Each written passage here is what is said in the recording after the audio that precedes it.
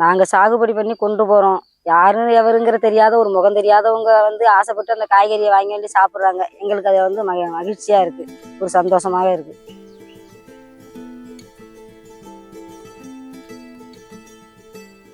என் பேர் அன்புச்செல்வி. நாங்கள் மருதூர் வடக்கு திருவள்ளி உழவர் சந்தைக்கு காய்கறி சாகுபடி பண்ணி கொண்டு போயிட்டுருக்கோம்.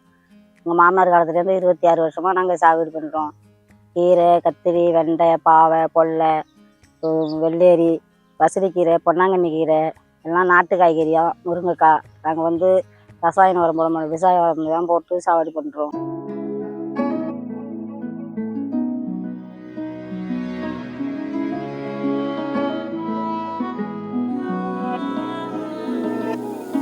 நாளைக்கு நாங்கள் சந்தைக்கு போவோம்.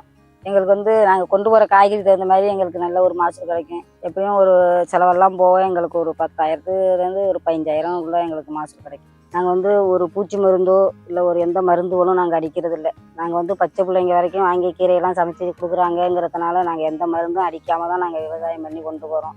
ஆனால் மழை காலத்தில் எங்களுக்கு வந்து ரொம்ப கஷ்டமாக இருக்குது. தண்ணியிலையும் மழையிலையும் கஷ்டப்பட்டு தான் சாகுபடி பண்ணி கொண்டு போகிறோம். அந்த நேரம் சாகுபடியும் ஒரு உருப்படியும் ஆக மாட்டேங்குது. கீரை தெளித்தாலும் அழிஞ்சு போகுது. ஏதோ கஷ்டப்பட்டு தான் ஒரு கீரை, பொன்னாங்கண்ணி கீரை, பசலிக்கீரை, முருங்கைக்கீரை இதுவோல கொண்டுக்கிட்டு போவோம். அந்த மழை நேரத்தில் கத்திரியெல்லாம் வந்து அந்த நேரம் அழிஞ்சு போகும். தண்ணியில் திடலில் வச்சா கத்திரியெல்லாம் இருந்தால் கொண்டு போவோம். இல்லைன்னா அந்த முருங்கைக்கீரை, பொன்னாங்கண்ணி கீரை, பசலிக்கீரை இதுவோல தான் நாங்கள் கொண்டு போய் வியாபாரம் பண்ணிட்டு வருவோம் அந்த நேரத்தில். ஆனால் 3 கிலோமீட்டர் நாங்கள் வந்து காய்கறி தூக்கி தான் செஞ்சு சாகுபடி கொண்டு போகிறோம். மழை காலத்தில் தண்ணிலையும் மழையிலையும் நனைஞ்செல்லாம் போவோம்.